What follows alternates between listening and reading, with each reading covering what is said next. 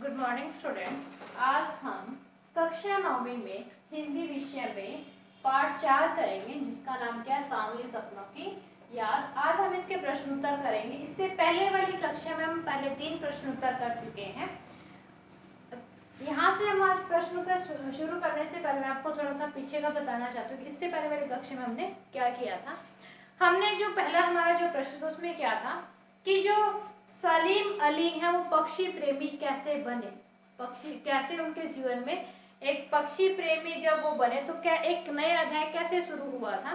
तो वहां पे क्या था, जब वो बचपन में क्या था अपनी एयर गन से खेल रहे थे, तो खेलते खेलते उनकी एयर गन से एक गोरैया जो थी वो घायल होकर गिर पड़ी थी, और जिससे क्या था उसके अंदर एक पक्षी प्रेम जाग गया था कि हाँ, जो पक्षी है उनसे हमें किस तरीके से प्यार करना चाहिए, किस तरीके से उसकी देखभाल करनी चाहिए। तो कहीं ना कहीं बहुत सारे प्रश्न थे जो सलीम अली ने पक्षियों के ऊपर आजमाए, और उस आजमाने के बाद उसने उन प्रश्नों का उत्तर जाना। उसके बाद हमें वो कहते हैं कि जो साइलेंट वैली के बारे में वो किससे मिलने गए थे, चौधरी चरण सिंह से मिलने गए थे, क्योंकि उसने क्या कहा था कि अगर साइलेंट वैली में रेगिस्तानी हवाओं के झोंके आए तो कहीं ना कहीं जो हमारे जो वहां पर असंख्य पक्षी रहते हैं वो क्या उनके जीवन को क्या बहुत ज्यादा खतरा हो जाएगा, और उससे क्या अगर उनको खतरा हो तो कहीं ना कहीं हमारी जो प्रकृति है उसको भी क्या बहुत बड़ा नुकसान होगा। तो आने वाला जो खतरा है, क्यों ना हम पहले ही उन खतरों से निपटने के लिए कुछ ना कुछ उनका पहले उपाय कर ले या उपाय हम सोच ले। उसके बाद वो कहते हैं इतना सब सुनने के बाद जो चौधरी चरण सिंह थे उनकी आंखों में क्या थे, आंसू आ गए थे कि हाँ, आज भी कोई ऐसा इंसान है जो प्रकृति के बारे में, जो पक्षियों के बारे में इतना सोचता है। उसके बाद हमने पढ़ा कि जो डी.एच. लॉरेंस हैं वो भी क्या थे, एक पक्षी प्रेमी थे। तो दोनों में क्या थे, सलीम अली जो हमारे जो थे डी.एच. लॉरेंस, दोनों में क्या थी, बहुत ज्यादा समानताएं थी, क्योंकि दोनों ही क्या थे, पक्षी प्रेमी थे। तो वहां पे जब उनकी डेथ हो जाती है, जब उनकी मृत्यु होती है, तो लॉरेंस की पत्नी को बोला जाता है, फ्रीडा को, कि आप डी.एच. लॉरेंस के बारे में कुछ लिखिए। लेकिन वो क्या कहते हैं कि डी.एच. लॉरेंस के बारे में मैं तो क्या, मेरे लिए लिखना असंभव है, मुझसे ज्यादा तो कौन जाते हैं, हमारी छत पर बैठने वाली जो गोरैया है वो क्या मुझसे ज्यादा जानते हैं, क्योंकि उनका जो जीवन था वो एक खुली किताब की तरह था, खुली किताब की तरह ही उनका जीवन था। कहने का अर्थ क्या, खुली किताब का मतलब क्या, यहाँ पे क्या अर्थ है कि उनके जीवन में जो भी घटनाएं घटती थी वो क्या है, सभी उसकी उन घटनाओं के बारे में जानते थे। तो मैं उनके बारे में क्या लिखूं जो ऐसा दुनिया ना जानती हो। तो इससे पहले वाली कक्षा में हमने ये पढ़ा था, अगर आप आज वाली वीडियो देखते हो, ये वाली वीडियो देखते हो, और आपको पहले वाले इसको समझने के लिए आपको पहली वाली वीडियो देखनी पड़ेगी कि हाँ, पहले वाली वीडियो में हमने क्या किया था, उसके बाद आपको ये चीज समझ आएगी। आप जानना चाहते हैं कि इसमें आज की हमारी जो वीडियोस में क्या होगा, तो उसके लिए आप हमारे साथ आखिर तक बने रहिए और पूरी वीडियो को देखिए। तो आइए आज का हम अपना काम शुरू करते हैं। हमारा जो चौथा प्रश्न है वो क्या है, सलीम अली तुम लौटोगे ना, लेखक ने ऐसा क्यों कहा। आपने लास्ट में पार्ट में पढ़ा होगा कि जब सलीम अली की मृत्यु हो जाती है, उसकी मौत हो जाती है, जब वो लेटा रहता है, तो जो लेखक है उसको कहते हैं कि सलीम अली क्या तुम लौटकर वापस आओगे ना। तो कहीं ना कहीं उनके ये शब्द उन्होंने क्यों बोला, आइए इसको उत्तर करते हैं हम। सलीम अली तुम लौटोगे ना, लेखक ने ऐसा इसीलिए कहा है क्योंकि लेखक सलीम अली के स्वभाव से भली प्रकार से परिचित था। अब जो सलीम अली थे वो क्या थे, लेखक के दोस्त थे, जाबिर हुसैन के अच्छे दोस्त थे। और आपको पता है जो बहुत अच्छे दोस्त होते हैं उनकी आदत का, उनको क्या पसंद है क्या नापसंद है, हर एक चीज के बारे में पता होता है। तो कहीं ना कहीं लेखक भी क्या थे, सलीम अली की स्वभाव से, कि उसका नेचर कैसा, वो कैसा व्यवहार करता है, भली भांति प्रकार से उसको से परिचित थे, वो जानते थे उनका स्वभाव कैसा है। सलीम अली जब गले में दूरबीन लटकाए तथा कंधे पर बोझ टांगे पक्षियों के विषय में जानकारी प्राप्त करने निकलते थे, तो वे कुछ समय बाद दुर्लभ जानकारी लिए लौट आते थे। अब आपने पढ़ा था कि जो सलीम अली थे वो क्या थे, पक्षी प्रेमी थे, पक्षियों के बारे में नई नई जानकारी इकट्ठा करना उसका काम था। क्यों नए नए जानकारी पक्षियों के बारे में जानते रहते थे, एक्सपेरिमेंट करते रहते थे। तो क्या था, जब भी वो पक्षियों के बारे में निकलते थे तो क्या करते थे, गले में दूरबीन लटकाए, क्योंकि अगर बहुत दूर कुछ चीज बैठी, कोई पक्षी बैठा, तो हम उसको जब तक उसके पास जाएंगे तो वो उड़ जाता है। उसको कहीं ना कहीं एक डर होता है कि कहीं मुझे पकड़ ना ले, कि मुझे मार ना दे। तो उसके लिए क्या करते थे कि जो सालीम अली थे वो अपने गले में क्या करते थे, दूरबीन डालकर रखते थे, ताकि दूरबीन से क्या होता है, हम दूर की चीजों को भी आसानी से देख सकते कि वो क्या कर रहे हैं, वो कैसा कर रहे हैं।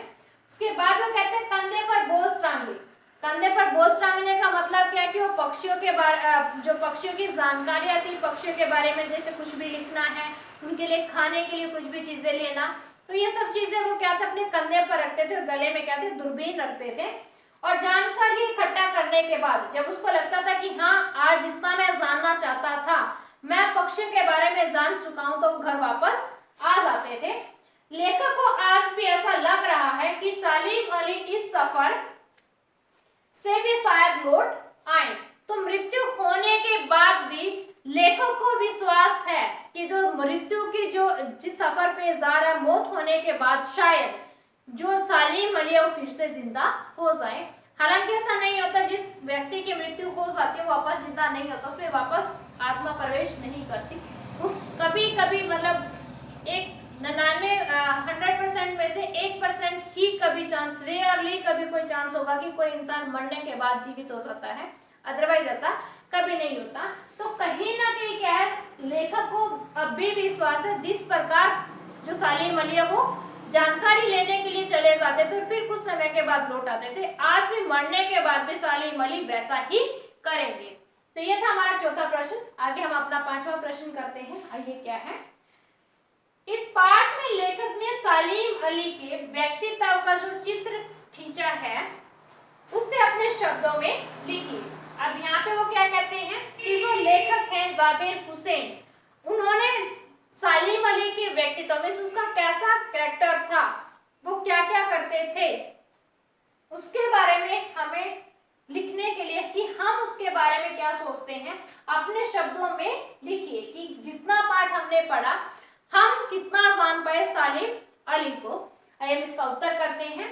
सलीम अली जाने माने पक्षी विज्ञानी थे, कि जो सलीम अली थे वो क्या थे, पक्षी विज्ञानी थे, पक्षियों के बारे में जानकारी इकट्ठा करते थे। उन्हें पक्षियों के बारे में जानने के अलावा प्रकृति एवं पर्यावरण की भी चिंता रहती थी, कि वो पक्षियों के बारे में तो जानते ही थे, पक्षियों के बारे में तो जानकारी इकट्ठा करना चाहते थे, लेकिन साथ में प्रकृति की, हमारे पेड़ हैं, पौधे हैं, पक्षी हैं, जानवर हैं, जो भी हमारे आसपास की जो प्रकृति है जो भगवान ने हमें दी है उसके बारे में, और पर्यावरण जो हमारा वातावरण है उसके बारे में कहते हैं बहुत ज्यादा उनको चिंता रहती थी कि पक्षियों के साथ साथ हमारे वातावरण में भी कोई प्रॉब्लम ना आए, कोई दिक्कत ना आए, उसको कोई भी हानि ना पहुंचाए। उसके बाद वो कहते हैं वे अपने कंधों पर सैलानियों सा बोझ लटकाए, गले में दूरबीन टांगी, पक्षियों की खोज में दूर दराज के क्षेत्रों में। यहाँ पे आगे वो क्या कहते हैं कि जिस प्रकार सैलानियों के, सैलानी कौन होते हैं, जैसे कि फौज में कोई भी हमारा सैनिक होता है, आपने देखोगा कि जब वो किसी जंग पर जाते हैं तो उनकी पीठ पर, उनके कंधों पर क्या होता है, खाने की चीजें होती है, पानी पीने की चीजें, मतलब पानी जो पीते हैं वो सामान, जिस कहने का मतलब क्या है, जो उनकी जरूरतों का सामान होता है वो अपने कंधों पर रखते हैं, मीन्स अपनी पीठ पर टांग कर रखते हैं या फिर अपने एक साइड में टांग कर रखते हैं। और वो कहते हैं कि उसी प्रकार वो कहते हैं सैलानियों की तरह, सैनिकों की तरह बोझ अपने कंधों पर लटकाए हुए, गले में दूरबीन टांगे, पक्षियों की खोज में दूर दराज के क्षेत्रों में निकले रहते थे। तो यहाँ पे वो कहते हैं कि पक्षियों की खोज में वो जाते थे और गले में, जैसे हमने ऊपर वाले प्रश्न में भी पढ़ा था कि पक्षियों की खोज के लिए क्या करते थे, गले में दूरबीन डालकर रखते थे और दूर दराज के क्षेत्रों में वे जानकारी इकट्ठा करने के लिए जाते रहते थे। पास के क्षेत्रों में निकल जाया करते थे। पक्षियों की खोज में दुर्गम स्थानों पर घंटों बैठना उनकी आदत थी, क्योंकि वे पक्षी प्रेमी थे और पक्षी प्रेमी क्या करते कि जहां पर बहुत ज्यादा पक्षी आते हों, अलग अलग प्रकार के जहां पर पक्षी आते तो वहां पर वो क्या करते कि उनके बारे में जानने के लिए क्या करते हैं, वहां पे क्या उनके बारे में जानने के लिए, जानकारी इकट्ठा करने के लिए बैठे रहते कि वो क्या करते हैं। तो दुर्गम स्थानों पर, जहां पर जाना बहुत ज्यादा मुश्किल होता है, जहां पर जाना वर्जित होता है, वहां पर क्या करते थे सालिम अली पक्षियों को आते हुए देखते, बैठे हुए देखते थे। वो क्या करते हैं, वहां पर घंटों बिताते थे कि वहां पर क्या था, एक आम पक्षी आपने देखोगे जैसे कौवा है, चिड़िया है, कबूतर है, तोता है, ये सब चीजें आपने नॉर्मली देखी होगी। लेकिन इनकी कितनी प्रजातियां हैं, ये कितने प्रकार के हैं, ये हम नहीं जानते। कितने कलर के, ये भी हम नहीं जानते। आपने जैसे डिस्कवरी चैनल पर देखा होगा कि आपको नॉर्मली पता है कि सांप काले रंग का होता है, पीले रंग का होता है, ठीक है, सफेद भी हो सकता है, 2 या 3 रंगों के आपने देखे होंगे। लेकिन जब हम डिस्कवरी चैनल पर हम देखते हैं, जो सांप है वो आपको बहुत सारे रंगों के दिखाते हैं। वो हरा भी दिखाते हैं, येलो भी दिखाते हैं, पिंक भी दिखाते हैं, लाल भी दिखाते हैं। तो बहुत सारे कलरों के वो हमें जानवर दिखाते हैं। अब आप लिजर्ड को देखो, लिजर्ड में छिपकली को देखो कि जो हम आम घरों में देखते हैं कि वो छिपकली है, लेकिन छिपकली की भी क्या बहुत सारी प्रजातियां होती हैं, बहुत सारी होती है जो हमें नहीं पता। डिस्कवरी चैनल पर आप कभी भी देखो तो, डिस्कवरी जब आप भी देखते हो, डिस्कवरी चैनल देखते हो तो उस पर आप देखो कि हर एक चीज के बारे में, हर एक बारीकी के बारे में वो आपको बताते हैं। आपने देखा होगा कि जो कुछ किसी के बारे में जो भी जानकारी इकट्ठी करना चाहते हैं तो डिस्कवरी चैनल में कहते हैं पानी में घुस जाते हैं, जंगल में घुस जाते हैं, वो परवाह नहीं करते, क्योंकि क्या उनको ऊपर जुनून, सिर पर जुनून सवार होता है कि हाँ हमें इनके बारे में पूरी जानकारी लेनी है। ये किस तरह से खाते हैं, किस तरह से रहते हैं, किस तरह से चलते हैं, किस तरह से पीते हैं। मीन्स कहने का अर्थ उनके बारे में छोटी सी छोटी जानकारी वो प्राप्त करना चाहते हैं। आगे वो कहते हैं पर्यावरण की चिंता को लेकर वे एक बार तत्कालीन प्रधानमंत्री चौधरी चरण सिंह से भी मुलाकात कर चुके थे। अब आपने पहले भी आपने पढ़ा है कि जो चौधरी चरण सिंह थे उनसे मिलने के लिए कौन गया था, सालिम अली जा चुके थे, क्योंकि उनको लगता था कि साइलेंट वैली में जो भी असंख्य पक्षी रहते हैं उनके जीवन को खतरा है। तो वो क्या कहते हैं कि प्रकृति से प्रेम करते हुए वो क्या करते थे, मुलाकात करने के लिए किसके पास गए, वो चौधरी चरण सिंह के पास गए। वे प्रकृति की दुनिया में अथाह सागर बनकर उभरे थे कि जो हमारी जो प्रकृति है, बहुत कम लोग ऐसे होते हैं जो प्रकृति के बारे में जाने, प्रकृति के बारे में सोचे। हमारे जो सालिम अली थे वो क्या थे, प्रकृति के बारे में इतना कुछ जानते थे कि जिस प्रकार से एक सागर में कितना पानी, एक समुद्र में कितना पानी हम नहीं जानते। आपको ये तो पता है कि बहुत सारा पानी है, लेकिन कितना पानी है ये हम नहीं जानते, वो कितना गहरा हम ये भी नहीं जानते। तो उसी तरह से सालिम अली थे, वो प्रकृति के बारे में इतना कुछ जानते थे कि हम सोच भी नहीं सकते। हम पक्षियों के बारे में इतना कुछ जानते थे, इतनी बारीकी से वो जानते थे कि हम नहीं सोच सकते कि वो किस हद तक सोचते थे, किस हद तक वो जानते थे। उसके बाद हमारा है छठा प्रश्न, सांवले सपनों की याद शीर्षक की सार्थकता पर टिप्पणी कीजिए। कि जो सांवले सपनों की याद, कि जो इस पाठ का नाम सांवले सपनों की याद रखा गया है, क्या ये सही है या नहीं है। तो आइए इसका उत्तर करते हैं। इस संस्मरण में लेखक ने प्रसिद्ध पक्षी विज्ञानी सालिम अली के व्यक्तित्व एवं मुख्यतः उनके पक्षी प्रेम का वर्णन किया है। वो क्या कहता है, मैंने आपको पहले भी बताया था कि हमारा जो पाठ है सांवले सपनों की याद, ये एक संस्मरणात्मक पाठ है जो किसी की याद में लिखा जाता है, जो किसी को याद करके हम लिखते हैं वो संस्मरण होता है। संस्मरण मीन्स याद करना। तो ये क्या पाठ है, जो हमारा जो पाठ है क्या संस्मरण में लिखा, मीन्स किसी की याद में लिखा गया। किसकी याद में, सालिम अली की याद में, जो कहते हैं पक्षी विज्ञानी, कि वो कहते हैं पक्षी के बारे में बहुत कुछ जानते थे और उसके व्यक्तित्व, मतलब सालिम अली क्या थे, पक्षी प्रेमी थे। वो किस तरह से पक्षी प्रेमी बने उनके बारे में मुख्यतः उनके पक्षी प्रेम का वर्णन किया है कि वो पक्षी से कितना प्यार करते थे। इस बारे में क्या हम इस पाठ में हमने पढ़ा है। सालिम अली का सपना था पक्षियों के बारे में अत्यधिक जानकारी प्राप्त करना।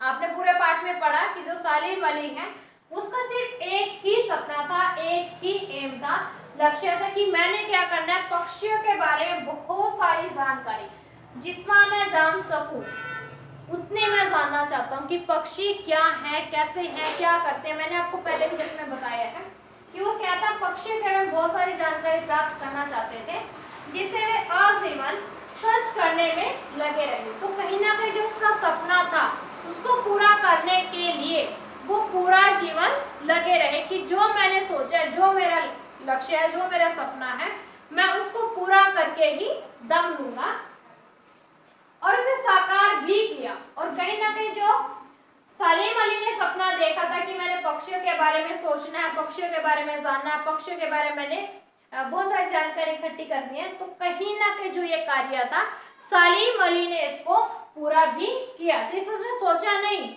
कहते हैं कि हम ख्याली पुलाव पकाते रहते हैं कि हाँ बैठे बैठे हाँ मैं ऐसे कर लूंगा, हाँ मैं वैसे कर लूंगा, हाँ ये हो जाएगा। नहीं, उसने ऐसा नहीं किया।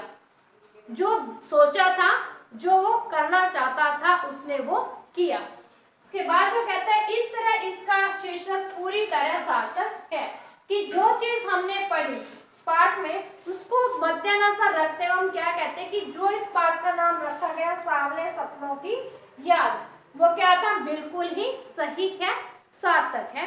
तो यहाँ पर वो क्या कहते हैं, हमें क्या मतलब, अगर मैं आपको बताना चाहूँ कि इस पाठ से आपको क्या शिक्षा मिली है, आपने क्या सीखा है, इससे हमने क्या चीज सीखी कि सबसे पहले हमें अपने जीवन में एक सपना देखना चाहिए, अपना लक्ष्य निर्धारित करना चाहिए, अपनी जिंदगी का, अपने जीवन का, अपनी लाइफ का एक एम रखना चाहिए, एक लक्ष्य रखना चाहिए कि हाँ मैंने क्या करना है। ये नहीं है कि हाँ बेटा आपको क्या करना, आपको क्या बनना है, पता नहीं मैडम जी हमें तो क्या बनना है, ये चीज नहीं होनी चाहिए। अगर आपसे कोई पूछे कि हाँ बेटा आपका एम क्या है लाइफ में, तो आप झट से बोलो कि ये है जी, ये एम है और मैं इसको पूरा करना चाहता हूँ। तो कैसे पूरा करना है, किस तरीके से पूरा करना है, वो आप लोगों को निर्धारित करना है। अगर आपको किसी की हेल्प की नीड है, अगर किसी की सहायता आप लेना चाहते हो तो आप ले सकते हो। तो यही चीज मैं आपको बताना चाहती हूँ, अगर आपके जीवन में कोई भी लक्ष्य है तो उसको आप सिर्फ ये नहीं कि सपना नहीं देखना, सिर्फ वो लक्ष्य ही नहीं रखना, उसको प्राप्त भी करना है। जिस तरीके से सलीम अली ने प्राप्त किया, जिस तरीके से सलीम अली ने अपने जीवन में जो कुछ सोचा वो किया। अगर आपको ये वीडियो अच्छी लगी है तो अपने दोस्तों से इसको शेयर कीजिए, लाइक कीजिए, कमेंट कीजिए एंड सब्सक्राइब कीजिए।